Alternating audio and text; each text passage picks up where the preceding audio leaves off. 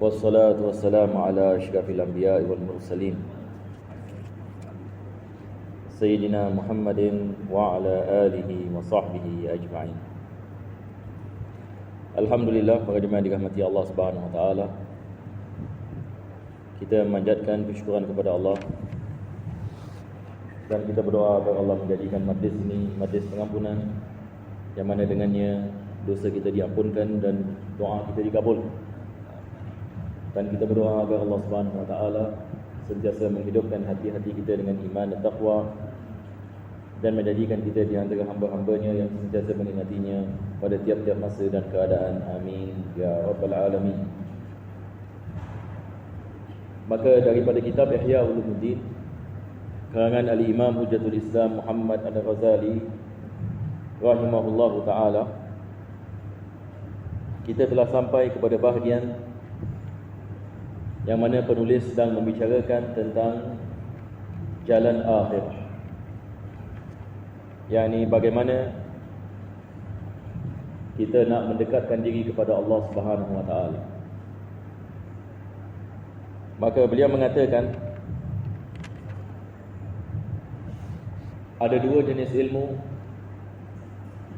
yang diperlukan bagi mereka-mereka yang nak mendekatkan diri kepada Allah Subhanahu wa taala, dan untuk mendapatkan kebahagiaan di dunia dan kebahagiaan di akhirat. Yang pertama sekali beliau mengatakan ilmu mukasyafah. Yang kedua dikenali sebagai ilmu muamalah. Jadi kita ada ilmu mukasyafah dan kita ada ilmu muamalah. Dan kita sedang membicarakan tentang bahagian yang pertama. Apa yang dimaksudkan dengan ilmu mukasyafah? Maka perkara yang pertama sekali beliau mengatakan ilmu mukasyafati wa huwa ilmu batin. Wa dhalika ghayatul ulum. Yani ilmu mukasyafah maksudnya ilmu yang bersangkut paut dengan batin. Dan beliau akan mensyarahkan dengan lebih terperinci apa yang dimaksudkan dengan ilmu batin. Dan sebelum itu beliau mendatangkan beberapa kekata para ulama yang menyifatkan barang siapa yang tidak ada bahagian daripada ilmu ini, ditakuti dia mati dalam su'ul khatimah. Ini yang akhir sekali kita membicarakan daripada apa yang disebutkan oleh penulis. Maka kita telah sampai kepada bahagian beliau mengatakan waqila man kana muhibban lidunya aw musirran ala hawan lam yatahaqqaq bihi wa qad yatahaqqaqu bisairil ulum wa aqallu uqubatin man yunkiruhu annahu la yadhuqu minhu syai'a. Ini al-Imam dikatakan, sebahagian ulama mengatakan barang siapa yang cinta kepada dunia, barang siapa yang cinta kepada dunia dan mengikuti hawa nafsunya. Ini bahaya ke tidak bahaya? Ini adalah perkara yang bahaya. Barang siapa yang cinta kepada dunia dan mengikuti hawa nafsunya, yakni cinta kepada dunia maksudnya seseorang itu menjalankan kehidupannya di atas muka bumi ini semata-mata atas keduniaan. Dia tidak mengingati akan Allah. Apa yang dalam pemikirannya adalah bagaimana saya nak menjadi kaya, bagaimana saya nak kumpulkan harta. Tapi kita mengatakan dunia ini sementara. Dia tidak lihat. Yang penting saya kaya, yang penting saya punya harta, yang penting yang ini dunia. Bagaimana dengan akhirat? Akhirat ini tidak penting. Maka orang ini mementingkan yang dunia seperti ini adalah muhibban di dunia. Orang yang hatinya terpaut kepada dunia dan cinta kepada dunia dan lupa akan Allah. Perkara ini yang kedua adalah mengikuti hawa nafsu. Apa saja yang nafsunya nak kehendaki, dia tak kira sama ada halal ataupun haram. dia ikut sahaja, maka ini adalah bahaya. Ini adalah terperangkap, ini syaitan. Dia boleh memerangkapkan insan. Apabila seseorang itu yang cinta ini kepada dunia, dan dia mengikut ini kepada hawa nafsunya, maka dia tidak akan mendapati, merasai ilmu ini, yakni ilmu mendekatkan diri kepada Allah. Maka Imam Ghazali mengatakan, para ulama mengatakan, ini adalah uqubah. Ini adalah azab daripada Allah Subhanahu wa taala. Apa maksudnya? Yani azab daripada Allah Subhanahu wa taala di dunia tak semestinya merupai gempa bumi ataupun tsunami. Apabila Allah Subhanahu wa taala mengazab ini manusia, Allah Subhanahu wa taala membukakan baginya pintu keduniaan sehingga dia menjadi kaya sekaya-kayanya. Akan tetapi dalam kekayaannya dia musnah. Kekayaannya menjadi sebab dia jauh daripada Allah, dan kekayaannya menjadi sebab dia terjerumus dalam kelautan dunia. Maka ini adalah azab. Lebih banyak Allah membukakan baginya keduniaan, lebih jauh daripada Allah. Lebih ini dia menjadi kaya, lebih dia jauh daripada Allah. Adakah kekayaan ini bagus? Satu orang ini misalnya, ini dia kaya sekaya-kayanya, tapi tiap-tiap kali datang kekayaan dia lupa Allah. Datang kekayaan lupa Allah. Dia tidak ada ingat kepada akhirat. Tidak ada ketaatan kepada Allah. Maka di sini kita mengatakan kekayaannya adalah azab baginya. Kekayaannya adalah azab. Itu sebab dalam Al-Quran Allah mengatakan, wa nastadrijuhum min haitsu la ya'lamun. Allah mengatakan kami melakukan istidraj. Istidraj ini maksudnya, yakni kami membukakan baginya apa yang dia mahu. Akan tetapi di dalamnya dia menjadi lebih jauh daripada Allah Subhanahu wa taala. Yani kita dalam ilmu tasawuf kita ada apa yang dikenali sebagai istidraj. Ini dalam Al-Quran Allah Subhanahu wa taala menyebutnya. Maka di sini Al-Imam Ghazali menukilkan apa yang disebutkan oleh para ulama. Barang siapa yang terjerumus dalam dunia dan mengikuti hawa nafsunya, maka dia akan diharamkan ilmu ini, dan dia tidak akan lihat jalan menuju kepada akhirat, sebab dia dibutakan dengan keadaan ini. Na'udzubillah min dzalik. Kita berdoa kepada Allah agar Allah menyelamatkan kita daripada musibah ini. Ini adalah musibah. Kalau kita tidak memahami perkara ini, musibah. Dia adalah uqubah, azab. Azab ini di dunia. Selepas itu berkata penulis,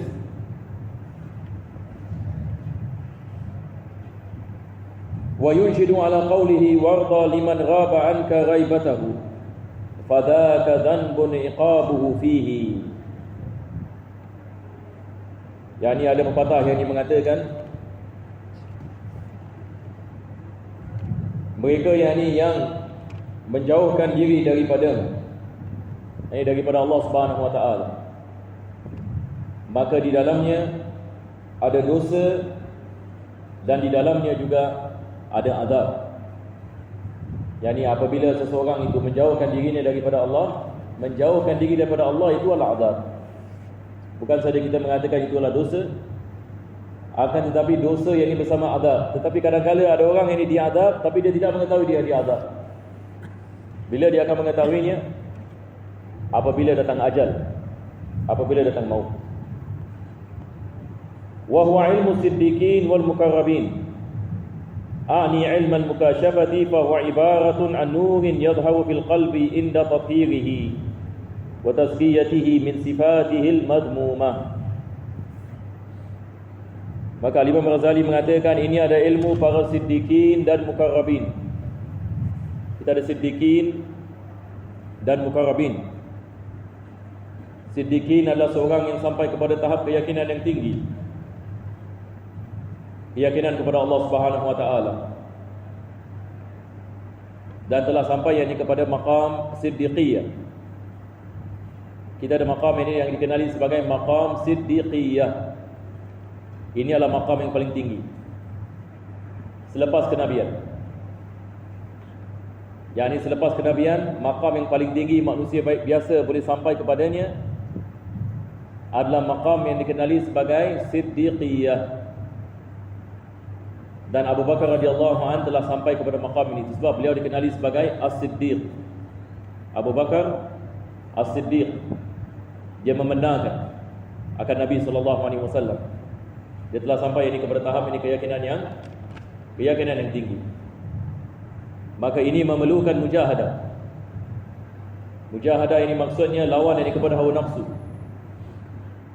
melaksanakan akan syariat Allah Subhanahu wa taala dengan ikhlas zahir dan batin, dan mengingati Allah Subhanahu wa taala pada tiap-tiap masa dan keadaan, sehingga jiwa dan hati dibersih menjadi suci dan murni. Maka Allah memberikan cahaya iman dan hidayah. Maka seseorang itu mendekatkan diri kepada Allah sampai kepada tahap ini Siddiqiyah. Kita berdoa agar Allah Subhanahu wa taala memudahkan kita insya-Allah. Ini adalah maksud hidup kita. Maksud hidup kita adalah bagaimana kita nak memahami perkara ini dan bagaimana kita nak mengamalkannya dan sampai kepada maqam. Bagaimana kita nak sampai kepada darajat ini. Ini adalah maksud hidup kita. Barang siapa yang telah sampai kepadanya, maka dia telah mendapatkan kebahagiaan di dunia dan akhirat. Ini disebut dalam Al-Quran, ya ayyatuhan nafsul mutmainnah. Ya ayyatuhan nafsul mutmainnah. Apa Allah mengatakan? Ya ayyatuhan nafsul mutmainnah. Yani wahai jiwa yang telah sampai kepada maqam dikenali sebagai mutmainnah. Dia telah sampai kepada maqam yang tenteram. Hati dia merasai ini ketenteraman. Ketenteraman ini maksudnya dia telah sampai kepada keyakinan dan telah sampai kepada ketaatan kepada Allah, yang mana dia cenderung kepada ketaatan dan hatinya menjadi tenang dengan ketaatan. Tapi kalau dia melakukan maksiat, maka dia akan kalau orang seperti ini, kalau dia melakukan maksiat, maka dia akan hilang ketenteraman. Maka ini kita mengatakan maqam mutmainnah. Allah Subhanahu wa taala sebut ini dalam perkara dalam Al-Quran, ya ayyatuhan nafsul mutmainnah irji'i ila rabbiki radiyatan mardiyah. Selepas itu kita ada maqam yang dikenali sebagai radiyah. Yani dia telah sampai kepada maqam yang dia meredai akan takdir. Bukan sahaja dia bersabar, tetapi dia meredai. Maka keredaan ini maqamnya lebih tinggi daripada kesabaran. Ada orang ditimpa musibah, dia bersabar. Ada orang ditimpa musibah, bersabar. Ada orang ditimpa musibah tapi dia meredai. Beza ke tidak beza? Satu orang kalau ditimpa musibah, dia bersabar. Allah mengatakan wa basyiris sabirin. Berilah berita gembira kepada mereka yang bersabar, dapat pahala atas kesabaran. Tetapi ada orang dia lebih atas daripada kesabaran. Ini telah sampai kepada maqam yang tinggi. Maqam ini yang dikenali sebagai maqam radiyah, sebut dalam Al-Quran. Yang ini dia meredai atas segala-galanya. Apabila dia diberikan kekayaan, apabila dia diberikan musibah, sama. Kekayaan tidak menggembirakannya dan musibah tidak menyedihkannya. Dan tidak ada beza baginya di antara emas ini dengan batu. Sebab dia hatinya sentiasa terpaut kepada Allah. Maka ini adalah maqam yang tinggi. Dia telah sampai kepada maqam dia meredai akan segala takdir daripada Allah. Kalau sekiranya ia daripada Allah, khalas, saya meredai ini. Tapi ini bukan perkara yang senang. Bagaimana jemaah sekalian? Agak-agak ini benda yang senang dan susah. Kita hanya boleh mengetahui keadaan kita kalau ditimpa musibah. Bukan sekarang. Sekarang ini semua bahagia kan? Happy. Tetapi kita hanya akan mengetahui bila kita diuji. Mudah-mudahan Allah tak uji kita dengan musibah. Tapi kalau ujian itu datang, lihat bagaimana keadaan diri kita. Ada orang ini datang ujian, dia insya-Allah sabar. Allah Subhanahu wa taala sedang menguji saya. Saya bersabar. Ada orang apabila datang musibah terus maki amun. Betul ke tidak? Terus tak boleh tahan. Lepas 1 minggu baru mengatakan sekarang saya sabar. Ada orang ini ditimpa musibah, dia meredai. Meredai, dia mengatakan alhamdulillah. Masya-Allah. Ini adalah kita mengatakan lain macam sikit. Ini bukan manusia biasa. Yang ini dia telah sampai yang ini kepada satu maqam di dalam mendekatkan diri kepada Allah Subhanahu Wa Taala. Maka orang seperti ini yang kita nak berkawan dengan. Kalau kita ada manusia seperti ini, kalau dia tiba musibah, dia meredai, diberikan kekayaan pun kekayaan tidak menggembirakan dia meredai. Yang ini dia mengatakan segala-galanya daripada Allah. Orang macam ini yang kita nak kena dekat dengannya, supaya kita mendapatkan manfaat daripadanya dan barakah dengan persahabatan dengannya. Selepas itu Allah mengatakan irji'i ila rabbiki radiyatan mardiyah. Ada lagi tinggi daripada ini pula. Kalau kita mengatakan radiyah, yang ini dia bagi dai. Tapi bagaimana pula dengan mardiyah? Mardiyah yang ini maksudnya bukan saja dia meridai akan Allah, tapi Allah meridainya. Berbeza. Yang ini apabila satu orang itu Allah meridainya, maka ini adalah kejayaan atas kejayaan hakiki. Itu sebab sahabat Nabi sallallahu alaihi wasallam Allah mengatakan wal awwaluna minal muhajirin wal ansar wal ladzina tabauhum bi ihsanin radhiyallahu anhum wa radu an. Jadi golongan sahabat daripada muhajirin dan ansar, dan mereka yang mengikuti jejak langkah mereka dengan keihsanan, radhiyallahu anhum, Allah meridai mereka, wa radu an, dan mereka juga meridai akan Allah Subhanahu wa taala. Dan mereka telah sampai kepada maqam mardiyah. Tetapi kita ada lagi tinggi daripada mardiyah. Atas daripada mardiyah dikenali sebagai siddiqiyah, maqam siddiqiyah. Jadi mereka yang telah sampai kepada maqam ini dikenali sebagai siddiqin. Ini Al-Imam Ghazali yang mengatakan ilmu siddiqin wal muqarrabin. Yani ilmu ini adalah ilmu yang para siddiqin dan muqarrabin. Kita harap Allah Subhanahu wa taala dapat menyampaikan kita kepada maqam ini tersebut. Maka beliau mengatakan a'ni ilmal mukasyafati fa huwa ibaratun an-nurin yadhharu fil qalbi. Jadi apa ini ilmu mukasyafah? Dia mengatakan ini adalah cahaya daripada Allah yang menyinari hati.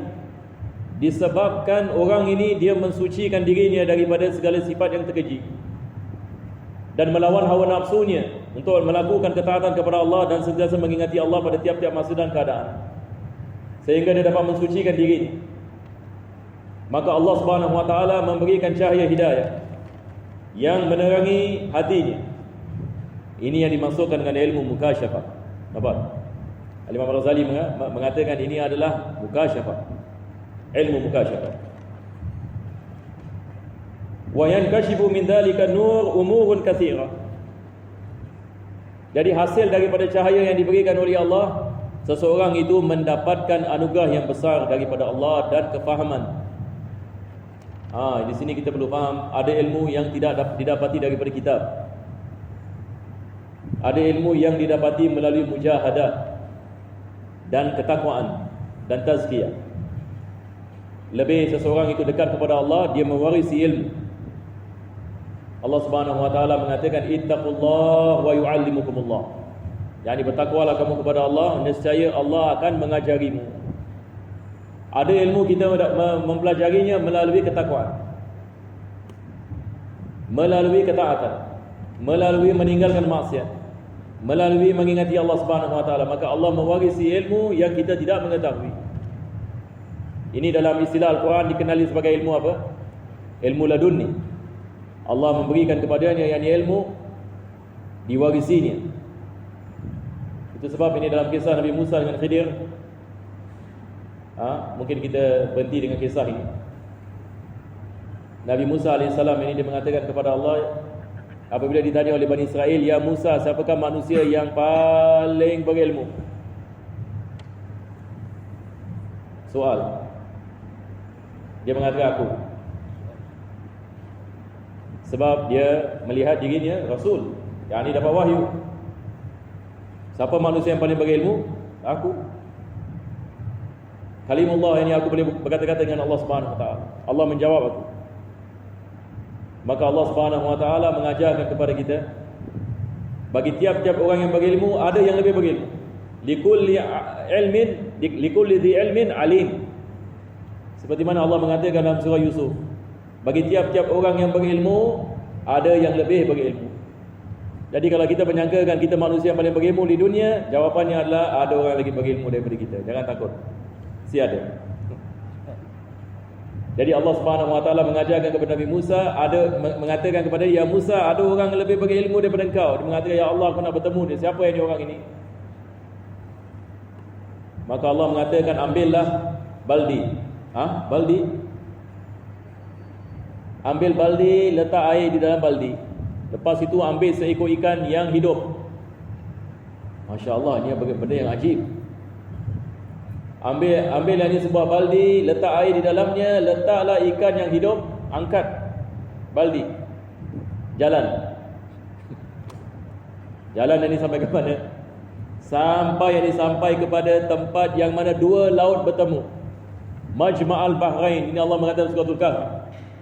Wa idh qala Musa li fatahu lan abraha hatta dia mengatakan kepada Nabi Musa AS mengatakan, aku akan pergi yang ini kepada Majma'al Bahrain.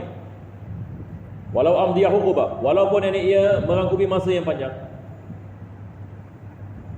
Sebab perintahnya adalah bawa baldi ini dalam ada ikan. Apabila ikan keluar daripada baldi, kau akan jumpa dia. Dia akan berada di Majma'ul Bahrain.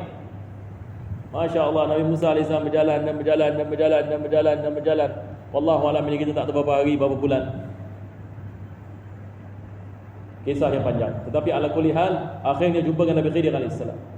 Dia sedang baring yang ini tepi pantai. Nabi Musa AS ini mengatakan, adakah dibolehkan kau mengajarkan kepada aku? Maka Allah mengatakan, atainahu rahmatan min indina wa 'allamnahu min ladunna ilma. Kami memberikan rahmat kepadanya dan kami mengajarkan kepadanya ilmu di sisi kami. Maka ulama kita mengatakan inilah ilmu ladunni. Allah mewarisi ini ilmu bagi mereka-mereka yang bertakwa dan mentaati akan Allah Subhanahu Wa Taala. Ilmu yang diberikan langsung daripada Allah, yang tidak berhajat kepada kitab. Jadi ini kita mengatakan ilmu yang dikenali sebagai apa?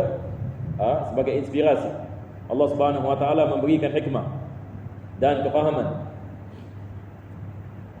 Dan ini semua yang kita akan mendapatinya melalui melaksanakan perintah Allah dan melalui ketaatan dan mengingati akan Allah Subhanahu Wa Taala. Ini yang dimaksudkan oleh Imam Ghazali seperti ilmu al-mukasyafah. Kita berdoa agar Allah Subhanahu Wa Taala memberikan kepada kita taufik. Alhamdulillahirabbil alamin. Allahumma shalli wa sallim ala sayyidina Muhammad wa ala ali sayyidina Muhammad. Rabbana atina fid dunya hasanah wa fil akhirati hasanah wa qina adzabannar. Sallallahu ala sayyidina Muhammadin wa ala alihi wa sahbihi wasallam. Alhamdulillahirabbil alamin. Taqabbalallahu minkum